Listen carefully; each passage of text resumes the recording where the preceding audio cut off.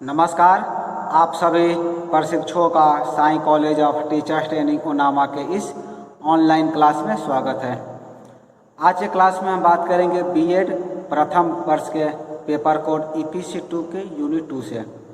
जैसा कि आप सभी जानते होंगे, बीएड प्रथम वर्ष के पेपर कोड ईपीसी 2 में आप सभी को पढ़ना है drama and art in education. और ड्रामा एंड आर्ट एजुकेशन के ईपीसी 2 के यूनिट 2 में हमको कला सेक्शन पढ़ना है।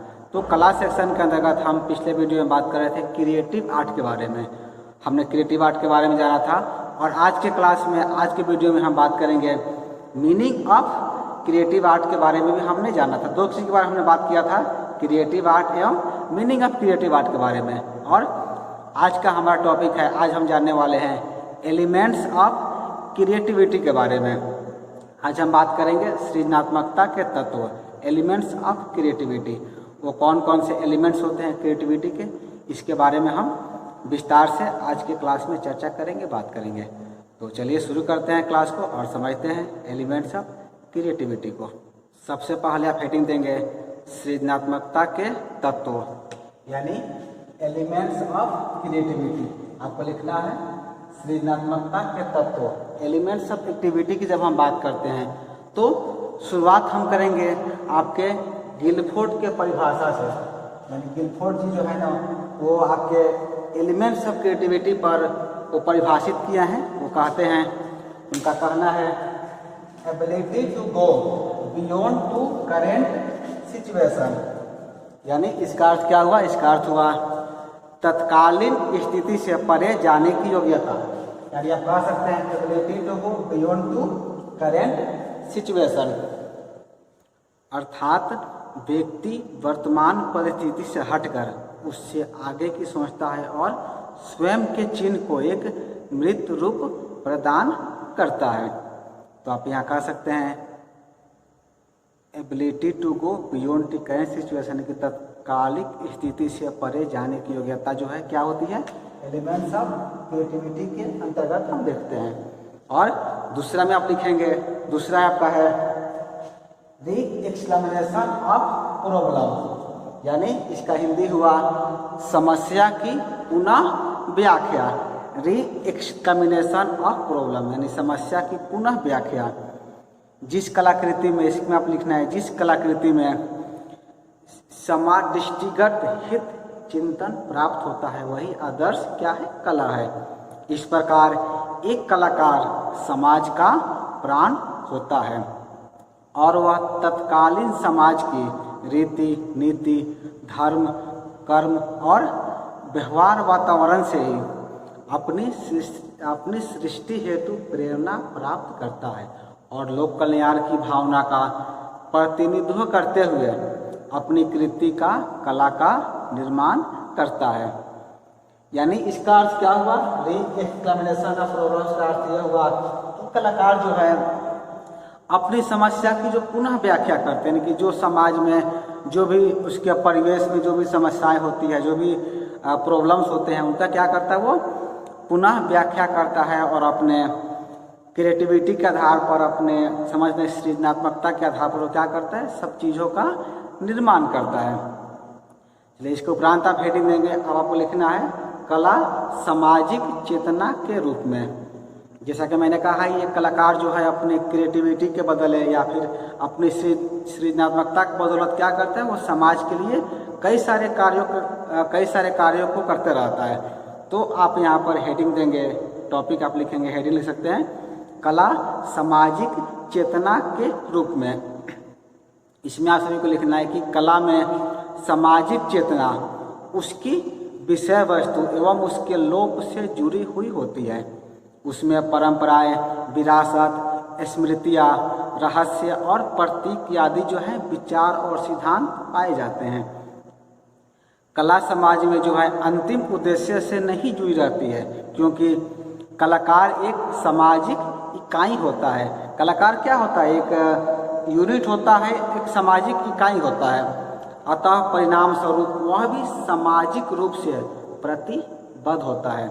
इसके उपरांत आप लिखेंगे लेकिन जब वह सामाजिक विषय वस्तु का मूल और सार्वभौमिक मानव मूल्यों, दृष्टिकोण के मध्य संबंध प्रस्तुत नहीं करता है, तब वह सामाजिक विषय वस्तु में सत्यता एवं सजीवता का अभाव भी बना रहता है। यानी इसमें हमने क्या समझा, इसमें आपने समझा कि कला जो है क्या होती है, सामाजिक चेतना के रूप में हमारे समक्ष वर्तमान मौजूद रहती है, अवेलेबल रहती है, जिसमें कलाकार के द्वारा क्या किया जाता है, कलाकार जो है अपनी विरासत, अपनी स्मृति को एक प्रतीक के रूप में, एक सिंबॉलिक रूप में उसे प्रस्तुत करता है। क्योंकि कलाकार क्या होता है, कलाकार एक सामाजिक इकाई होता है, यानी कि समाज के बीच ही कलाकार निवास करता है। कलाकार कहीं अलग नहीं रहता है, वो आप ही लोग के बीच में, आप ही के समाज में रहता है और अपनी क्रिएटिविटी के बदले, अपनी रचनात्मकता के बदले, या फिर कह सकते हैं कि सृजनात्मकता के बदले क्या करता है, वो कार्य को बनाते रहता है, कार्यों का निर्माण करते रहता है, ताकि मानव के बीच जो है, समाज के बीच एक बेहतर क्रिएटिविटी का वो निर्माण कर सके। चलिए दूसरा आप लिखेंगे, सेकेंड आपको लिखना है। सेकेंड में हेडिंग देंगे कला में कल्पना, यानी कि इमेजिनेशन इन आर्ट, कला में कल्पना।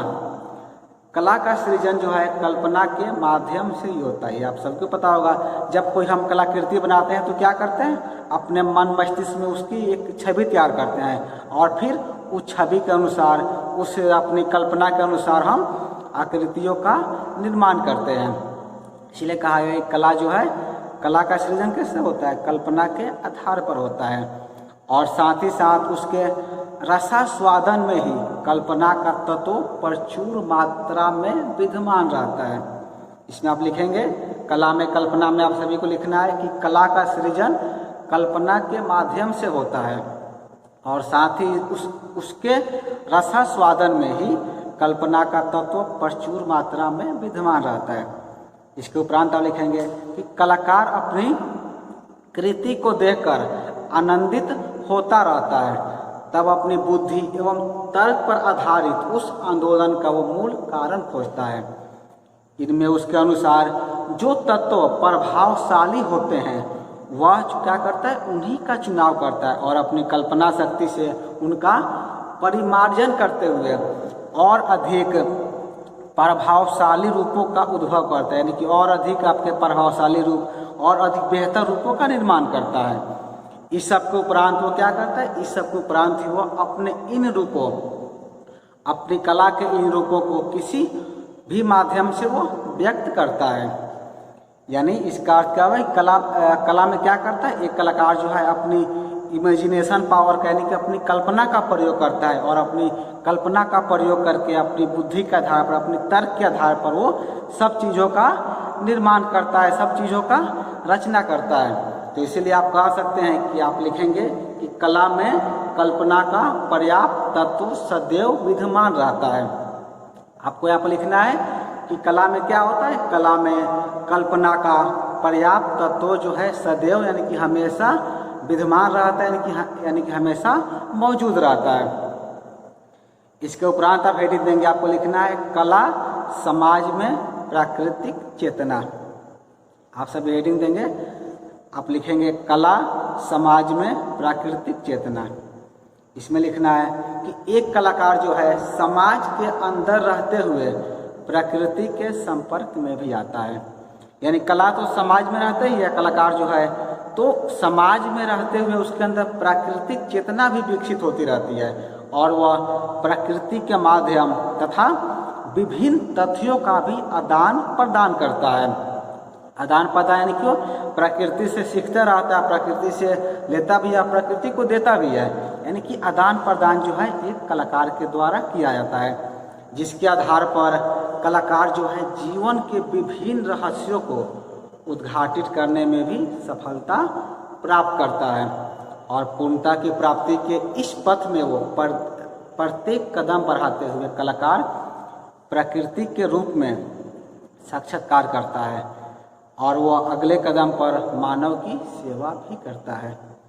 यानी इसका अर्थ क्या हुआ, ये कलाकार जो है प्रकृति के साथ रहकर प्रकृति की चेतना को समझते हुए प्रकृति के संपर्क में रहता है और उसी के अनुसार जो है अपनी कलाकृतियों का निर्माण करता है और कलाकृतियों का निर्माण करने के उपरांत वो उसके उपरांत क्या करते हैं, मानव सेवा के लिए भी उसके द्वारा कार्य किया जाता है। तो इस प्रकार हम कह सकते हैं कि वह क्या करता है, आगे बढ़ते हुए अपने पथ पर सदैव अग्रसर होता है। उसकी इसी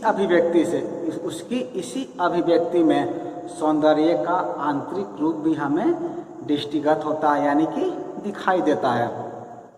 समाज भी अपने विकास में प्राकृतिक रूपों से प्रेरणा प्राप्त करता है।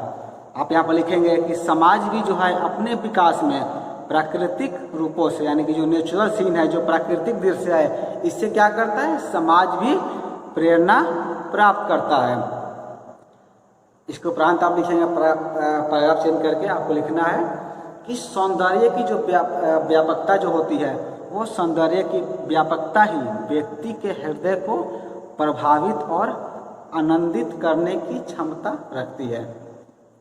आप सभी जानते होंगे जो सौंदर्य की जो व्यापकता जो होती है वो क्या होती है, व्यक्ति के हृदय को प्रभावित और आनंदित करने की क्षमता रखती है। वास्तव में जो है यह मौलिक प्रवृत्तिक कार्य करती है। वह सौंदर्य के प्रति आकर्षण होता है। प्रकृति का सौंदर्य प्राचीन काल से ही मानव के मन मस्तिष्क को सर्वाधिक प्रभावित करने वाला तत्व रहा है। आप सभी जानते हो कि भारतीय मनुष्यों के अनुसार भी जो है सौंदर्य की भावना मस्तिष्क की आवश्यकताओं की पूर्ति करती रहती है, ऐसा कहा गया है। इसलिए हम कह सकते हैं कि कला का जो आत्मिक सौंदर्य होता है वह इस मानव की आत्मा को शुद्ध एवं स्वच्छ वातावरण प्रदान करता है, जिसमें शक्ति की एक कह सकते हैं कि दीप्ति प्रदीप्ति स्थित होती है। इस प्रक्रिया में आप सत्यम शिवम सुंदरम का स्वप्न अपने वास्तविक रूप में दृष्टिगत कर सकते हैं, यानी कि प्राप्त कर सकते हैं। इसके उपरांत आपको लिखना है, अंतिम विषय आप लिखेंगे कला का विषय समाज। आप सभी को हेडिंग देना है कला का विषय समाज। यहाँ पर हम जो है बाबू गुलाब राय का एक परिभाषा आप सभी के समक्ष प्रस्तुत करना चाहेंगे, शेयर करना चाहेंगे। बाबू गुलाब राय कहते हैं, कवि या लेखक अपने समय का प्रतिनिधि होता है। उससे जैसा मानसिक खाद मिलता है वैसे ही उसकी कृति होती है। यानी उनका कहना यह है कि कवि या लेखक या जो भी चित्रकार होते हैं वो क्या होते हैं, समय के प्रतिनिधि होते हैं। उन्हें जैसा मानसिक खाद दिया जाता है, मानसिक खाद यानी कहते हैं कि जैसे वो परिस्थिति में रहते हैं, उनके सामने जैसा परिवेश होता है वो उसी के अनुरूप ही अपनी कलाकृतियों की रचना करते हैं, आर्ट का निर्माण करते हैं। इसके उपरांत आप लिखेंगे कि मानव का जो मन होता है वो मानव के मन का प्रत्येक भाव उसकी कला की प्रत्येक धारा किसी न किसी सामाजिक परिवेश का उद्भव प्राप्त करती है। कला का कोई न कोई स्थूल सामाजिक आधार अवश्य होता है। अर्थात इसका अर्थ हुआ कि किसी जाति की कला को उस कला की आप सामाजिक शक्ति अथवा उसकी सभ्यता निर्देशक भी कह सकते हैं। कला की जो है उस समाज का क्या होता है, प्रतिरूप होता है। यानी आप इसे परिभाषित कर सकते हैं, कला क्या होता है, उस समाज का एक प्रतिरूप होता है, यानी कि आईना होता है। यानी कि जिस समाज में कलाकार रहेगा वो क्या करेगा, उसकी आकृति कैसी होगी, उसी समाज के अनुरूप होगी। तो हम कह सकते हैं कला क्या होता है, समाज का एक प्रतिरूप होता है। मनुष्य के हृदय में जो है अन्य प्राणियों के प्रति विभिन्न प्रकार के भाव, क्रोध एवं घृणा इत्यादि समाहित होते हैं, किंतु उनके उत्तेजना, उत्पादन एवं व्यक्त करने की जो प्रणालियाँ होती है वो देश काल के अनुसार तब तक परिवर्तनीय रहती है जब तक कि धर्म और कला उन्हें पूर्णता प्रदान नहीं करते। यानी अब क्या समझे, मनुष्य के जो हृदय में जो है अन्य प्राणियों के प्रति अनेक प्रकार की भावनाएं होती है। आप सभी के मन में भी हर प्राणी के प्रति अलग अलग भावना विकसित होती रहती है। तो क्या होता है, कला के द्वारा, उस समाज के द्वारा या धर्म के द्वारा हम क्या करते हैं, प्राणी मात्र के प्रति हमारी भावना कैसी होनी चाहिए इसके बारे में भी व्याख्या की जाती है। यदि हम उदाहरण की बात करें तो जैसे आप सभी जानते होंगे आज क्या है, आज नागपंचमी है। तो आप सभी भी नागपंचमी सेलिब्रेट कर रहे होंगे, हम सभी ने भी किया। तो आज के दिन क्या होता है, हम सांपों की पूजा करते हैं। वो भी एक जीव है, तो उसके प्रति दया भाव की भावना हम लोग हमारे मन में जागृत होती है, यानी कि धर्म की भावना से, कला से उत्पन्न हो क्या करते हैं हम प्राणी मात्र के प्रति अपनी जो कह सकते हैं कि भावना व्यक्त करते हैं, फिर प्रस्तुत करते हैं।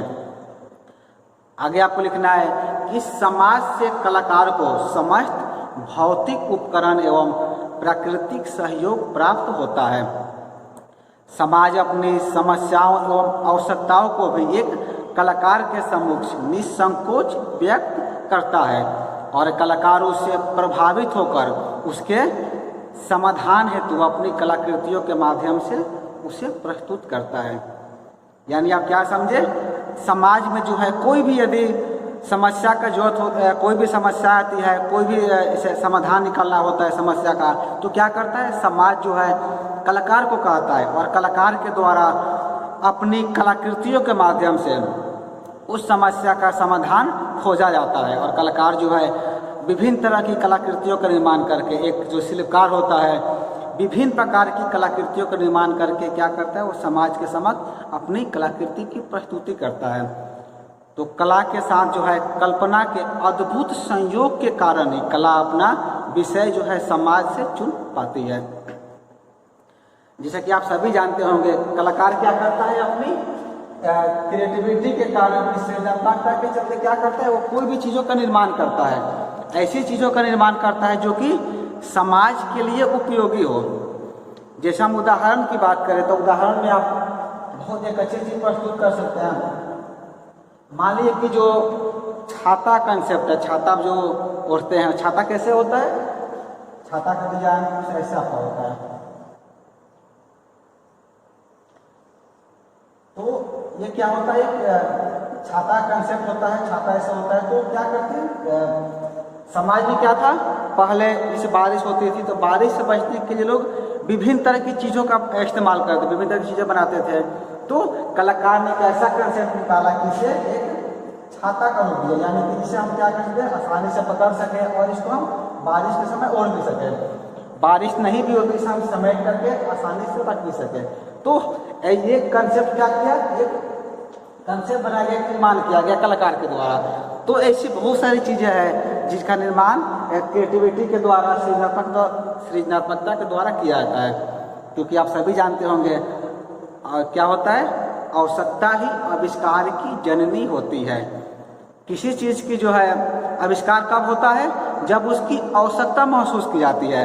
तो आवश्यकता किसकी महसूस की गई, बारिश से बचने की आवश्यकता थी, तो इसका निर्माण किया गया। निर्माण कौन किया, एक सृजन जो आपके क्रिएटिव व्यक्ति होते हैं, जो कलाकार होते हैं, जो शिल्पकार होते हैं, उनके द्वारा क्या किया जाती है, सब चीज़ों का निर्माण किया जाता है। तो आप कह सकते हैं कि एक कलाकार क्या करता है, समाज को जो है एक बेहतर चीज़ें प्रदान करता है और जो चीज़ें समाज को ज़रूरत हो उसका निर्माण भी एक कलाकार के द्वारा ही किया जाता है। इसके उपरांत आप देखेंगे कि कला में जो है कल्पना के तत्वों के संयोग से आनंद की भी प्राप्ति होती है। और वह इसलिए कि कालिदास ने जो है अपने काल की विभिन्न समस्याओं एवं अनुभूतियों को स्वर प्रदान करने के अतिरिक्त अनुभूतियों को भी व्यक्त किया है, जिनका संबंध युग युग से रहा है, यानी कि युगों युगों से रहा है। जब आप कालिदास की रचनाएं पढ़ेंगे तो आप उसे समझ सकते हैं कैसे उन्होंने अपने वर्तमान समय की जो समस्याएं थी उसको एक बेहतर तरीके से उन्होंने अपनी रचनाओं में प्रस्तुत किया है। इसके उपरांत आपको लिखना है कि हजारों वर्ष पूर्व भारतीय शिक्षा एवं आध्यात्मिकता जो है अपने चरम पर थी। इस बात का ज्ञान भी हमें केवल कला के माध्यम से ही हो सकता है। हमारे पूर्वजों की जो कृतियाँ थी आज भी कला के माध्यम से हमारे जीवन को निर्देशित करती रहती है। प्राचीन काल में विकास एवं भावों के माध्यम से आज का कलाकार जो है लगातार प्रभावित एवं प्रेरित भी होता रहा है और होता रहेगा भी। क्योंकि आप सभी जानते हो कि जो भी हमारे प्राचीन काल की जो भी ग्रंथ है, जो भी साहित्य है, उसे क्या किया है, कलाकारों के द्वारा ही सृजित किया गया है, कलाकारों के द्वारा निर्मित किया गया है। जो कि हम आज के समय पढ़कर उसे पता लगा सकते हैं कि हमारे पूर्वज जो है किस तरह की रचनाएं करते थे, कैसा उनका परिवेश था, कैसा हमारा रहन सहन था, सबके बारे में भी हमें क्या होती है, जानकारियाँ प्राप्त होती है। जब हम कला और समाज की बात कर रहे हैं तो हम यहाँ बात करेंगे कि कला और समाज में कुछ विभिन्नताएं भी पाई जाती है, यानी कुछ भिन्नताएं भी पाई जाती है। वो भिन्नताएं क्या है उसके बारे में भी हम चर्चा करते हैं, जिक्र करते हैं। तो आप यहाँ लिखेंगे कि समाज की उत्पत्ति जो है मनुष्य के समुदायों से होती है। समाज की उत्पत्ति कैसे होती है? आप सभी जानते हैं, मनुष्य के जो समुदाय होते हैं, बहुत सारे आदमियों का जो ग्रुप होता है, उसके द्वारा समाज की उत्पत्ति होती है। तथा कला का सृजन जो है भावों रूपात्मक समूहों से इसकी उत्पत्ति होती है। समाज में जो है अनेक प्रकार के व्यक्ति समूह पाए जाते हैं और परिणाम स्वरूप समाज में कला के अनेक प्रकार के भी भाव विद्यमान रहते हैं। कला केवल जो है समाज के व्यक्तियों की भावना ही नहीं रखती, अपितु व्यक्तिगत रूप में वह केवल कला के लिए ही रह जाती है। लेकिन ऐसा होते हुए भी यदि तर्कपूर्ण विवेचना की जाए तो यह स्पष्ट हो जाता है कि कला और समाज का अटूट संबंध है। यदि हम इसकी विवेचना की बात करते हैं, कि विभिन्नताएं की बात करते हैं, तो पता चलता है कि कला और समाज भले ही अलग हो, लेकिन कलाकार क्या होता है, समाज के अधीन ही रहता है। समाज के अंदर ही एक कलाकार रहता है और समाज के जो नियम है उस नियम का पालन करते हुए वो अपनी कलाकृतियों का निर्माण करता है। और समाज में जिन चीज़ों की आवश्यकता पड़ती है, जिसकी वो ज़रूरत पड़ती है, उसका वो निर्माण भी करता है। तो हम कह सकते हैं कि कला और समाज का जो है अटूट संबंध होता है। इसके उपरांत आप लिखेंगे कि किसी न किसी क्षेत्र में वह आपस में जुड़े हुए भी रहते हैं और एक दूसरे के अभाव में महत्वहीन भी प्रतीत होते हैं। यानी यदि आप कला को और समाज को अलग अलग कर दे तो दोनों क्या होगा, एक महत्वहीन हो जाएगा, उसका कोई भी इम्पोर्टेंस नहीं रहेगा। यानी दोनों एक दूसरे से क्या हुए, आपस में जुड़े हुए हैं। यदि एक को हम हटा देंगे तो दूसरे का कोई भी महत्व नहीं रह जाता है। इसके उपरांत आप जो लिखेंगे कि जब भारत में जो है तलवारों की झंझनाहट के ओजस्वी संगीत में मदमस्त रहता था, तो साहित्य में भी इसकी प्रतिध्वनि गूंजती रहती थी। यानी इसका अर्थ क्या हुआ, जब भारत में युद्ध हो रहे थे या वैसा कोई काम हो रहा था, तो उस समय भी साहित्य के द्वारा सैनिकों को प्रेरित करने का कार्य किया जाता था। उसके बाद जब आपका भक्ति काल आता है, तो भक्ति काल में भी जब देश के कण कण में भक्ति आंदोलन हो रहे थे, तो उस समय में भी कला में भी इसका प्रादुर्भाव हमें देखने को मिलता है। तो हम यह कह सकते हैं कि चाहे वो साहित्य कला हो या मूर्ति कला हो या फिर चित्रकला हो, हर जगह हमको, हर क्षेत्र में हमको कला के जो है विषय दिखाई देते हैं। तो आप आगे इसमें लिखेंगे, इन सभी कला के विषय भक्ति आंदोलन के अनुरूप जो क्या होते गए, परिवर्तित होते गए। ये विषय जो है लगातार परिवर्तनीय भी रहते हैं। एवं स्वतंत्रता काल में कला के विषय स्वतंत्रता संग्राम, स्वतंत्रता का महत्व, देश प्रेम एवं भारत से अंग्रेजों की विदाई से भी संबंधित रहे हैं। आप सभी यदि रचनाएं पढ़ेंगे तो देखेंगे, जब भारत में अंग्रेजों का शासन था, देश गुलाम था, तो कैसे ओजस्वी कवियों के द्वारा, उनकी रचनाओं के द्वारा सैनिकों को एक प्रेरित करने का काम कला के द्वारा किया जाता था। यानी कि उस समय कलाकार जो है अपनी कविताओं के द्वारा, अपने चित्रों के द्वारा सैनिकों को या जो देश के योद्धा थे उनको प्रेरित करने का कार्य जो है हमेशा कला के द्वारा किया गया है। यदि हम वर्तमान परिस्थिति की बात करें तो वर्तमान में जो परिस्थिति है इससे निपटने के लिए भी कलाकारों के द्वारा पूरा प्रयास किया जा रहा है, ताकि हम इस वर्तमान परिस्थिति से बाहर निकल सकें। तो हम यह कह सकते हैं कि चाहे कोई भी कालखंड रहा हो, कोई भी समय रहा हो, हमेशा जो है कला के द्वारा, एक कलाकार के द्वारा समाज को जो है हमेशा एक सही राह दिखाने का प्रयास किया गया है। यदि एग्जाम्पल के तौर पर हम बात करें तो आप सभी को याद होगा नंदलाल बसु के बारे में। नंदलाल बसु जो है कई बार जो है उन्होंने महात्मा गांधी के साथ मिलकर के कई चित्रों के निर्माण किए थे। जब गांधी जी दांडी यात्रा शुरू किए या कोई भी सम्मेलन होता था, जब भी कांग्रेस का अधिवेशन होता था, तो उन सभी अधिवेशन में बैनर बनाने का कार्य, पोस्टर बनाने का कार्य चित्रकार नंदलाल बसु के द्वारा किया जाता था। तो हम यह कह सकते हैं कि एक कलाकार जो है हमेशा समाज के बीच रहता है, समाज के साथ रहता है और समाज के जितने भी कार्य होते हैं, जितने भी एक्टिविटी होते हैं, सब में उसका एक बहुत ही महत्वपूर्ण योगदान होता है। इसके उपरांत आप लिखेंगे आज तक की हम बात करें, आज तक जो है कला के विभिन्न विषय समाज एवं समाज की परिस्थितियों के माध्यम से ही कला को प्राप्त होते रहे हैं और आगे भी समाज के विषय, कला के विषय बनते रहेंगे या बने रहेंगे ही। तो आज के क्लास में हम बात कर रहे थे आपके, आज हमारा टॉपिक था सृजनात्मकता के तत्व यानी कि एलिमेंट्स ऑफ क्रिएटिविटी के बारे में हम आज के क्लास में बात किए। इसके अंतर्गत हमने कई सारी चीज़ों को डिस्कस किया, जैसे कि सबसे पहले हम आपके बताए थे गिलफोर्ड के जो 2 डिफिनीशन है उसके बारे में। उसके उपरांत हमने जाना कला सामाजिक चेतना के रूप में। इसके उपरांत आपने लिखा था कला में कल्पना और कला समाज में प्राकृतिक चेतना। इसके उपरांत आपने लिखा था कला का विषय समाज। तो हमने कला और समाज के विषय में भी परिभाषित किया, उसे समझा। और अगले क्लास में, अगले वीडियो में हम बात करेंगे कला और संस्कृति के बारे में, यानी कि आर्ट एंड कल्चर के बारे में। तो इसके बारे में हम विस्तार से चर्चा करेंगे आपके अगले वीडियो में। तो आज के क्लास में इतना ही। आज के क्लास को पूरा देखने के लिए आपका धन्यवाद।